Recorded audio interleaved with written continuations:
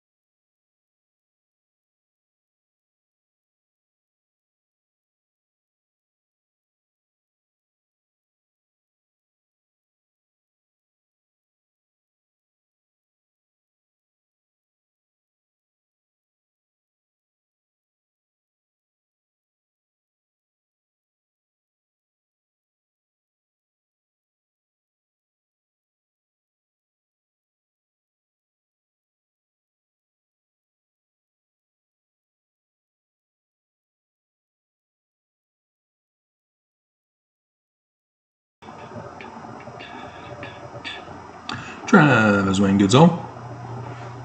So there's apparently a lot of Mormons who just hate President Russell Marion Nelson. Wow, that's just awful.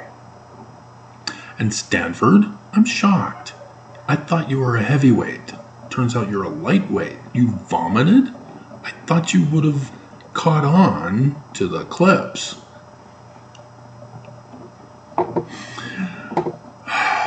Nelson's greatest hits. Just a tribute. That's all it was. I didn't speak. The other video where I do speak, people didn't even bother to get that far into the video because they couldn't get through Nelson's greatest hits.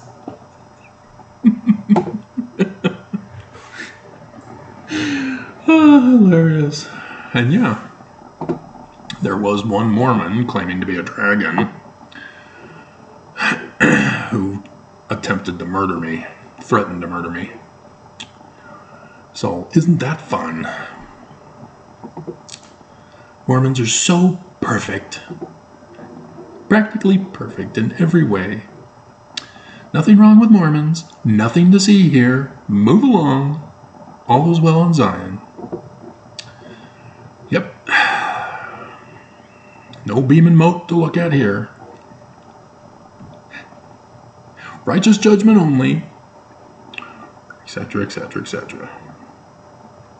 So, now that I've schooled you with this morning's video that everybody's sleeping in today, what's up with that?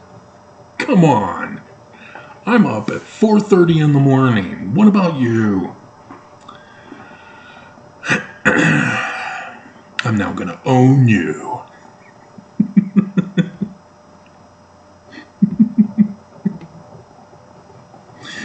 And so, to summarize, Samuel from 1 Samuel. The God gives birth to the name of God and is given to God in the house of God. The name of God hears the voice of God, thinks it's God. God tells the name of God to ask the voice of God what he wants. The sons of God would go on to have the sex in the wrong room of the house of God, and God is angry with God concerning the sons of God having sex in the wrong room of the house of God, and they all die. And the name of God then takes over the house of God.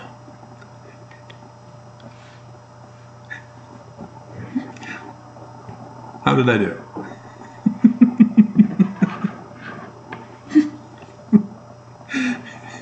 And so, obviously, there's some issues because the temple wasn't around. What temple are they in? Because it's not the Jerusalem temple, because Samuel would go on to anoint Saul as the Christ, and then Saul refuses to obey. He'd rather sacrifice. And so Samuel takes away the kingdom from Saul and anoints as the Christ David. And then David was a bloody man, and he was denied building the temple. And so his son, who's the child of rape with a murder cover-up, Solomon, and he then is told that he builds the temple with 666 treasures or slaves to build the temple, something like that. There's 666 in there, 666,000. And so obviously Solomon is of the devil.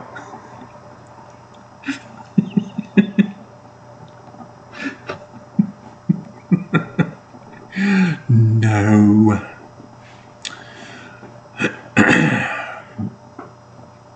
And so the use of Samuel by Joseph Smith is a big tell, but all Mormons miss it because they think Joseph Smith's history is literal history, just like they think Samuel is literal history because Christians said so. You never bothered to ask the Jews? Well, thank ye the Jews for the Bible that you do have, even though you removed passages from the Bible, books from the Bible, such as Mary, who was a temple prostitute and somehow was pregnant when Joseph bought her at the temple so that she can take care of his kids from the previous marriage of the woman who had died. You don't know that story? The birth of Mary, or the Gospel of Mary. And so, yeah, that needs to be included because you don't understand the learning of the Jews. If you understood the learning of the Jews, you would know they are all prophecies of the latter-day Christ, Emmanuel, the sun god of the Egyptians at noonday. And that's what Joseph Smith is trying to get across when he uses Elkanah in the Book of Abraham. Facsimile number 1 with chapter number 1. He knows exactly what he's doing. Egyptologists don't. I know. But you refuse to believe. But there's other things. Because Joseph Smith also refers to this with this year, the bicentennial year, the day that shall burn as an oven. Why do you think he's referring to it in verse 40 of the Joseph Smith history? You're going, what? No, I don't recall Samuel anywhere. There's no Samuel. You don't even bother to study. Acts chapter 3. For Moses truly said unto the fathers, a prophet shall the Lord your God raise up unto you of your brethren like unto me. This is the learning of the Jews. This is a human with mortal parents. Not some stranger raping 14-year-old girl, getting her pregnant and having her raise the baby on her own until Joseph buys her. And it's not non-Trinitarian LDS Christian, where Heavenly Father, and if you're still a Brighamite, you believe he's Adam, comes from outer space to his 14-year-old daughter, rapes her, and then abandons her with the bastard son, Jesus. Which version of Christianity do you want to be? I'll choose the learning of the Jews. Human, mortal parents. No rape. Rape is bad. And so then in 24, which Joseph does not refer to, you're supposed to look it up, because Joseph tells you it's precisely as it stands in our New Testament. And he says, cut off. And so you go to it to confirm, to prove Joseph Smith is a false prophet, and sure enough, he is. It's destroyed. You don't even need to learn Greek to learn that it's utterly destroyed.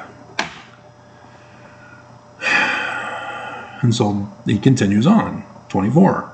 Yea, and all the prophets from Samuel, and those that follow after, as many as have spoken, have likewise foretold of these days. Learning of the Jews, which means prophecies foretold of the latter days. Samuel is not literal history. He is not real. If you couldn't tell by all the gods in the story,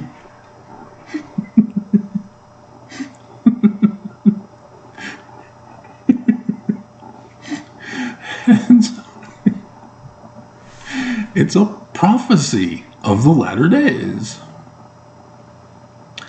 And so if you need more proof, we can go to 3rd Nephi. Come on, seriously, you don't have it referenced in here?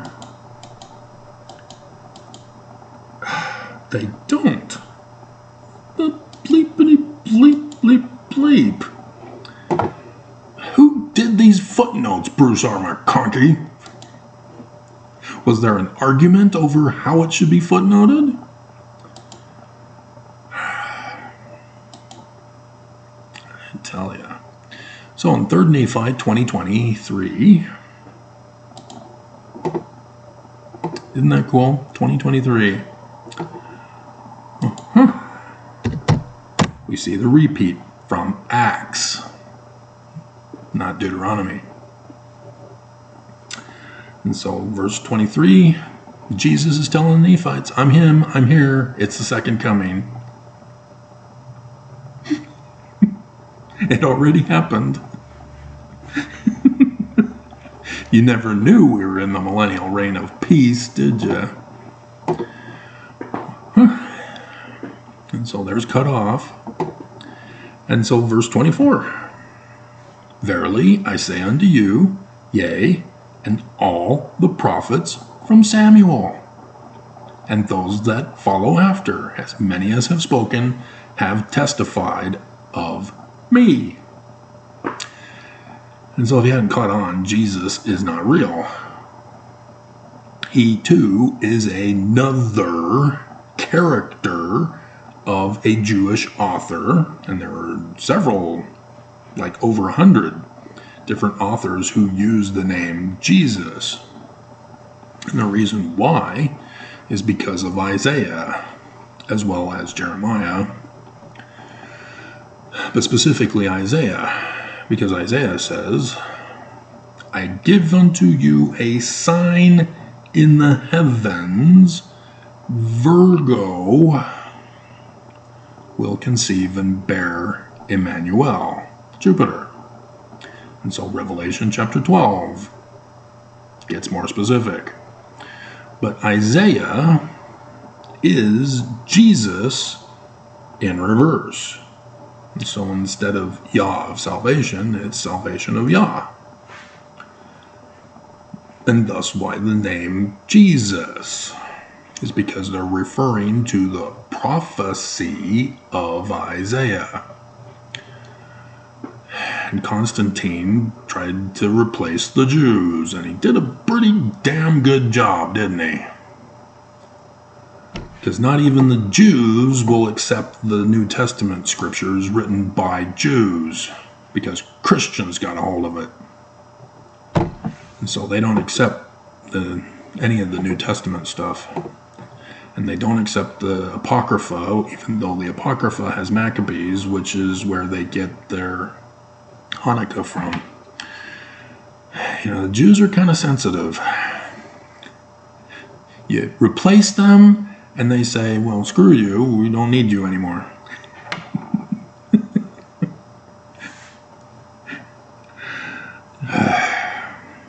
And so, yes, there's lots more scriptures that needs to be included because they're all prophecies of the latter days and of the true Christ, of the Jews, who's human, not a rape baby.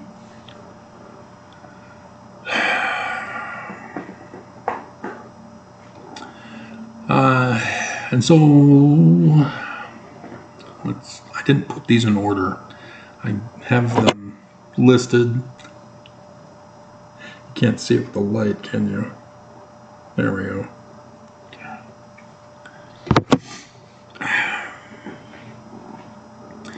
And so we got to 3 Nephi 2023. Yeah. 2 Nephi chapter 3. This is about Joseph Smith. He's using Joseph of Egypt from the brass plates, which is the fulfillment of Ezekiel 37. Because again, this is not literal history. They're trying to teach you in the Book of Mormon. If you get caught up on literal history, you get critics who go along with the debate because they think they own you because science has proven the Book of Mormon is a fraud. And you miss the message of the Book of Mormon. And so in verse 5, we are told that the Messiah will come in the latter days, not the Roman period time. Right there, verse 5. Messiah should be made manifest unto them in the latter days. I will raise up unto David a man like Moses, who is Solomon, the King of Peace, which Isaiah calls the Prince of Peace as a baby. And so, verse 6, for Joseph of Egypt truly testified, saying, a seer. Samuel the Lamanite. Or no, we're not there yet. Samuel is where we get prophet. Before time was called seer. Now you see why Joseph is using seer here instead of prophet referred to in Acts and Deuteronomy and Joseph Smith history. And the Book of Mormon, 3rd Nephi. Joseph is clarifying this. He's referring to 1 Samuel.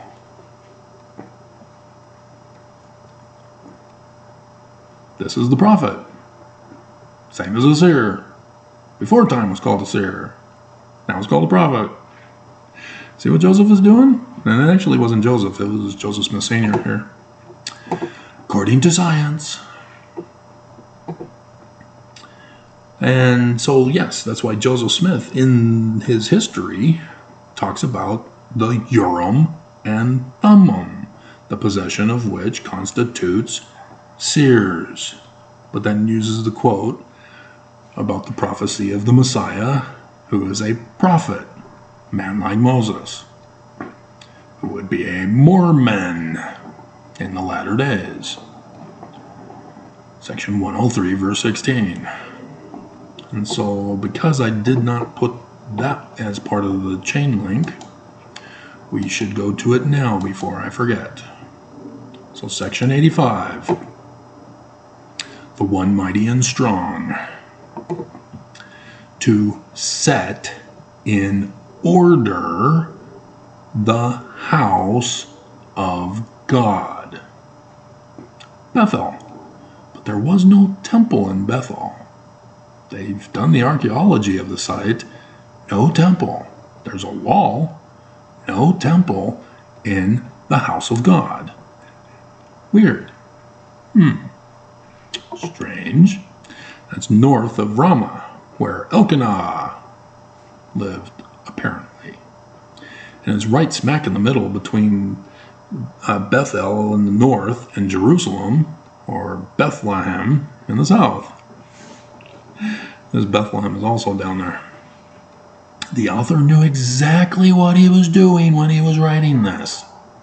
There's supposed to be a temple there, but nope, there wasn't.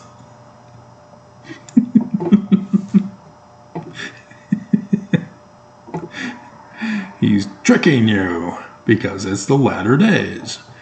What they're trying to tell you is that Eli is at the great and abominable church's temple. So Samuel is born in the great and abominable church. And destroys the great and abominable church. Because the sons of God had sex in the wrong room of the temple.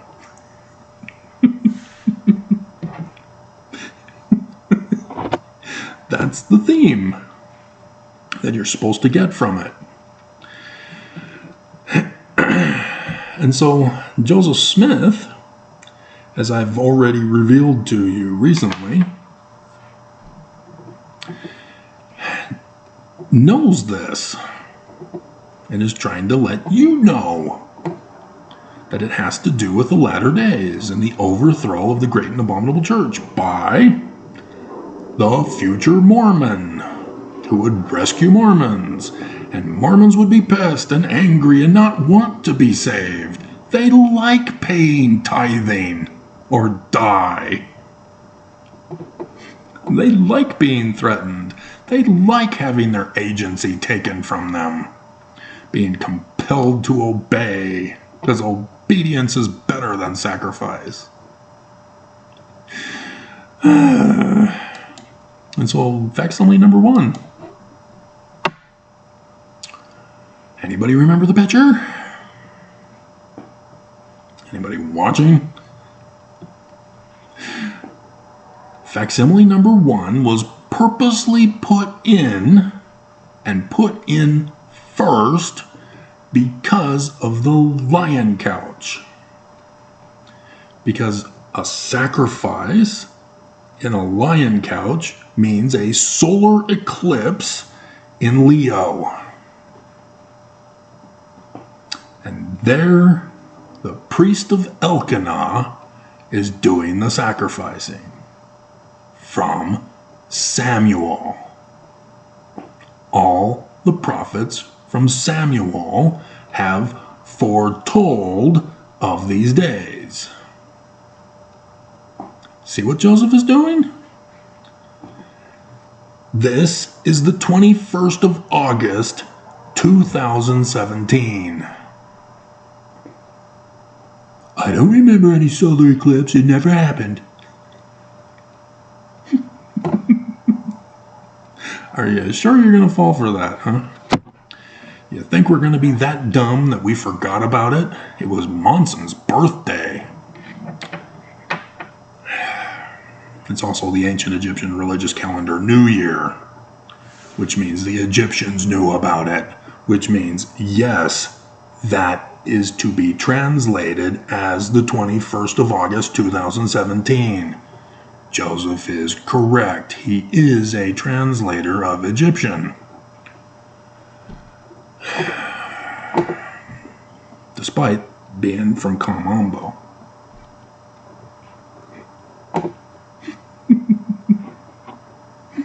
I'm the one who made that discovery, by the way, in case you didn't know.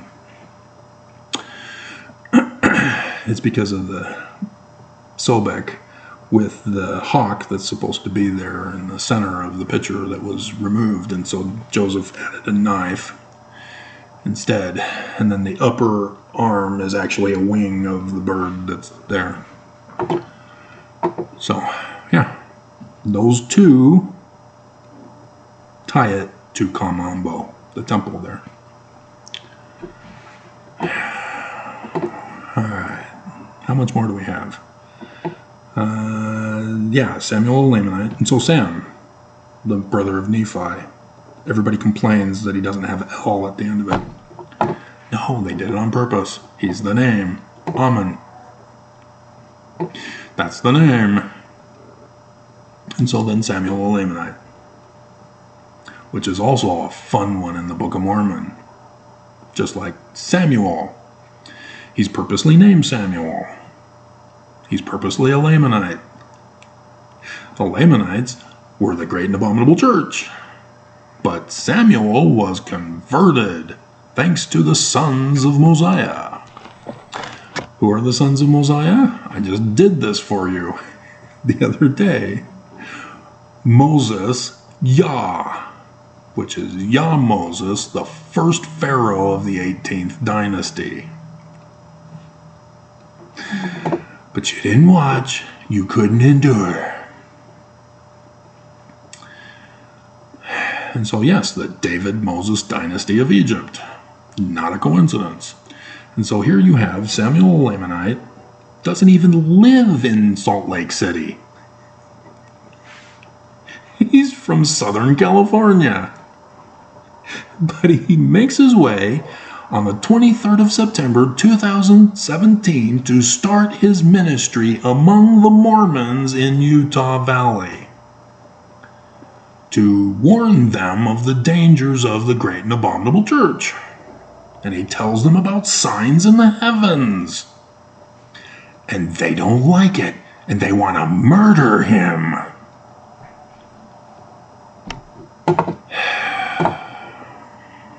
And so they're all destroyed. Utter destruction of the Mormons. Good job, Mormons. Way to go. And so survivors make it to Zion And I don't know how, because they don't know where Zion is, because they're not reading the Joseph Smith papers to learn that 19 July 1840, Joseph said, "Many of you think it's Missouri. It's not. You're wrong. It's in southern Illinois, where the mountain cities of the Lord will be built. Zion and New Jerusalem." Thus, women are the map to Zion. You need to have a woman with you, or you're going to get lost and go to Missouri or some other place.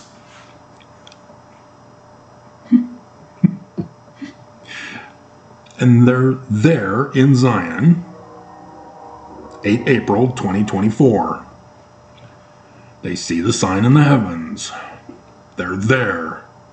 The United States has been destroyed. The Church of Jesus Christ of Latter-day Saints gone from the face of the earth. And the remaining surviving Mormons are there with Nephi, their Christ. But they don't think he's the Christ. Not yet, because Jesus hasn't come from outer space to make him the Christ. So yeah, Jesus comes from outer space. That's the sign in the heavens. That's what Lehi is talking about, which is an exact same pattern as Joseph Smith's second vision. A book given by Emmanuel about destruction. It's a simple pattern. And so, 3 Nephi chapter 11, it's the fulfillment.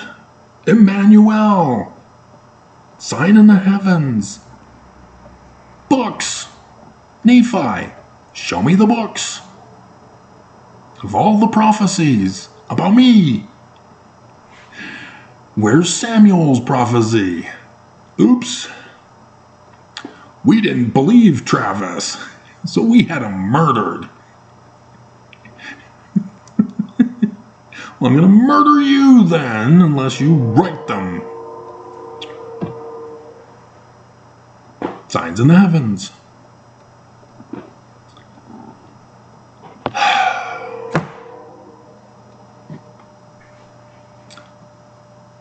Very simple, easy breezy cover girl. This is how you interpret the learning of the Jews. They're talking about the latter days. So you need to have your mind changed course away from literal history to prophecy of the latter days. And you look for patterns. Don't worry about anomalies, they'll be obvious. But once you establish the patterns, then you develop a theory and run the tests and confirm, oh, okay, that's why this is different. That's why his name is Jesus.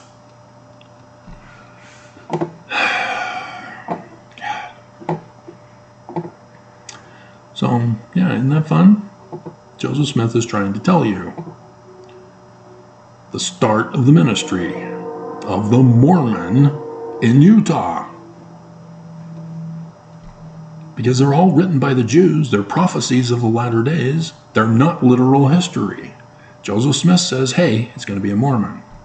So, go back to all your scriptures now and input the information. So Matthew, chapter 2, Emmanuel, the Mormon of the latter days, is born in the house of bread of Utah in the days of the first year of the reign of King Zedekiah, king of Judah, not Herod. See how we can now explain the anomaly. 23rd September 2017, Revelation 12. House of Bread is in Virgo. It's the star Spica. This is not his birth. He was born 50 years before 2020, because the 50th year is the Jubilee year of the Jews. And that's when the prisoners go free. Who's the prisoners, Mormons?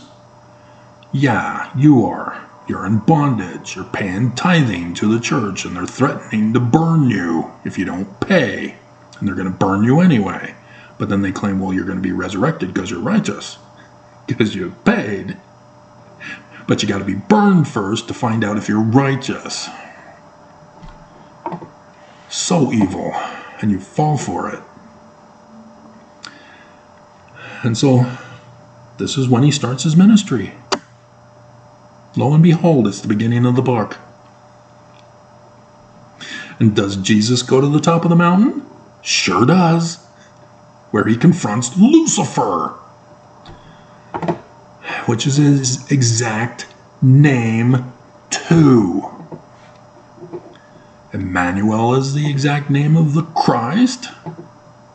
Crossroads of the sun god on the United States of America, forming the Paleo-Hebrew A and the Paleo-Hebrew Tau, which is the Chi in Greek, the cross of Christ, the sign in the heavens that Constantine said was Cairo, the cross with the rho, which comes from the Egyptian for God, Samuel,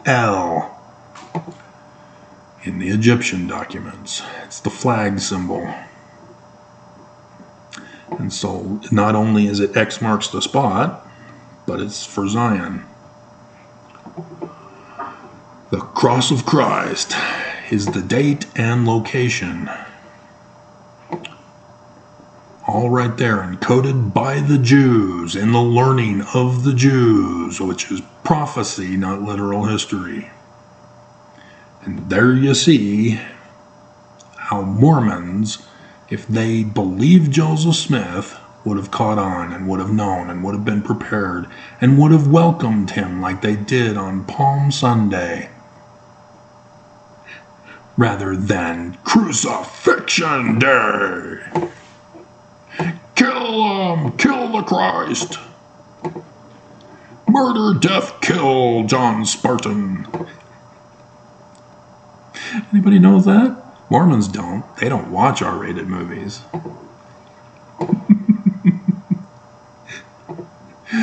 Yep. Princes of Judah. So, yeah, I can keep on going. Like I said, everything talks about them. And I know him. I know the information. Do you not think that I looked for him? I found him. He talks back to me. It's hilarious.